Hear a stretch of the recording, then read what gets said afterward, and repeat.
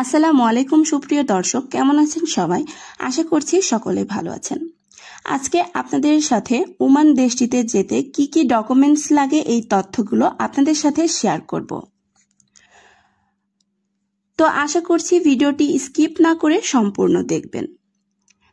তো বিদেশে যাওয়ার জন্য আপনার প্রথমত একটা ভোটার আইডি কার্ড অথবা অনলাইনে জন্ম সনদ থাকতে হবে। অনলাইনে জন্ম সনদ এবং ভোটার আইডি কার্ড থাকার পরে আপনাকে দ্বিতীয়ত একটা পাসপোর্ট তৈরি করতে হবে।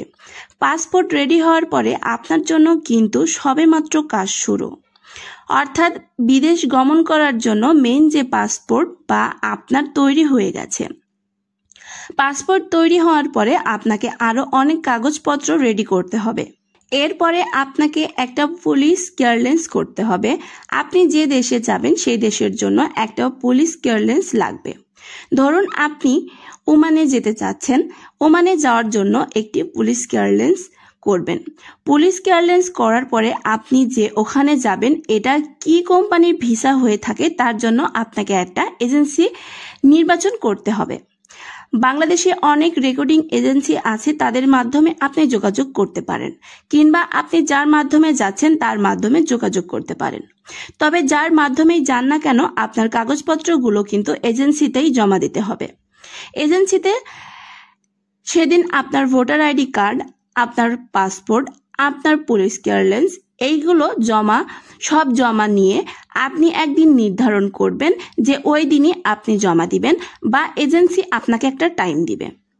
দেন তারপর আপনাকে একটি বিএমটি রেজিস্ট্রেশন করতে হবে। বিএমটি রেজিস্ট্রেশনটা নিজেই করতে পারবেন অথবা জেলা জনশক্তি অফিস বা জেলা কর্মসংস্থান অফিস কিংবা যেসব ট্রেনিং সেন্টার আছে যে বিএমডি ট্রেনিং করে সেই অফিস থেকেও আপনি কিন্তু এই বিএমটিটা করে নিতে পারবেন।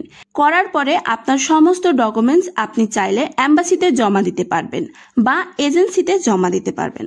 এজেন্সিতে জমা দেওয়ার পরে আপনার আরো কিছু কাগজপত্র লাগবে বা আরো কিছু কাজ আছে।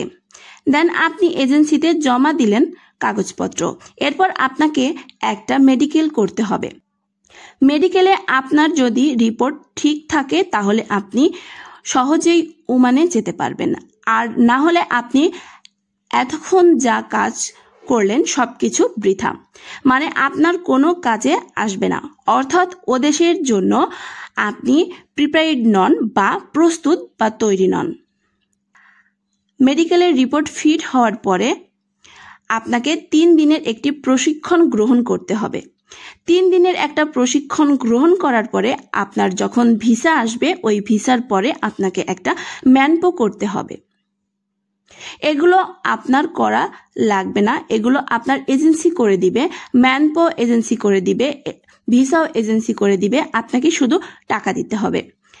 এইবার ওয়ার্ক পারমিট যখন আপনি পেয়ে যাবেন ওমানে যাওয়ার জন্য, ওমান দেশের থেকে আপনার ভিসা ইস্যু হলো, আপনার ওয়ার্ক পারমিট চলে আসলো, এরপর আপনাকে ফিঙ্গার দিতে হবে। আপনাকে বায়োমেট্রিক ফিঙ্গার দিতে হবে, সেটা আপনি যে জনশক্তি কর্মসংস্থান অফিস থেকে দিতে পারবেন, কিংবা আপনি ঢাকা যে কোনো বিএমটি অফিস থেকে আপনি ফিঙ্গারপ্রিন্ট নিতে পারেন। ফিঙ্গারপ্রিন্ট দেওয়ার পরে আপনার কাজ শেষ। এরপর যদি আপনি মনে করেন যে না আমার টিকিট আমি কাটবো, অথবা যদি মনে করেন যে এজেন্সি কাটবে, এজেন্সি আপনার টিকিট কেটে দিবে। এজেন্সির টিকিট কেটে দেওয়ার পরে আপনার কিন্তু এখন ফ্লাইট করার জন্য প্রস্তুতি নিতে হবে। বিমানে ওমান যাত্রা নিয়ে প্রস্তুতি আপনি করতে পারবেন। আবার একটু আপনাদেরকে জানিয়ে দিই, লাগছে আপনাদের একটা ভোটার আইডি কার্ড অথবা জন্ম সনদ, এরপর লাগছে একটা পাসপোর্ট, এরপর লাগছে একটা বিএমডি কার্ড করার পরে একটা পুলিশ ক্লিয়ারেন্স। এরপর আপনার এজেন্সি নির্বাচন করতে হবে, কোন এজেন্সিতে সব জমা দিবেন। এজেন্সিতে জমা দেওয়ার পরে আপনাকে একটা 3 দিনের ট্রেনিং করতে হবে। 3 দিনের ট্রেনিং করার পরে আপনাকে একটা মেডিকেল করতে হবে। মেডিকেল করার পরে আপনার একটা ওয়ার্ক পারমিট হবে। তারপর আপনি ফিঙ্গারপ্রিন্ট দেবেন। তারপর হচ্ছে আপনি 3 দিনের ট্রেনিং করবেন। 3 দিনের ট্রেনিং করার পরে একটা ম্যানপোর আপনার ইস্যু হবে। তারপরে দেন আপনি টিকিট কাটবেন এবং আপনি ওমান দেশে যাওয়ার জন্য প্রস্তুত।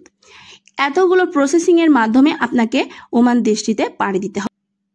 তাহলে বুঝতে পারছেন যে বিদেশে যেতে এই ভিডিওটি আপনার জন্য খুবই গুরুত্বপূর্ণ। তো বন্ধুরা, এই ছিল আজকের আপডেট। এমন ভিডিও পেতে আমাদের চ্যানেলটি সাবস্ক্রাইব করে রাখুন। সকলে ভালো থাকবেন, সুস্থ থাকবেন। আল্লাহ হাফেজ।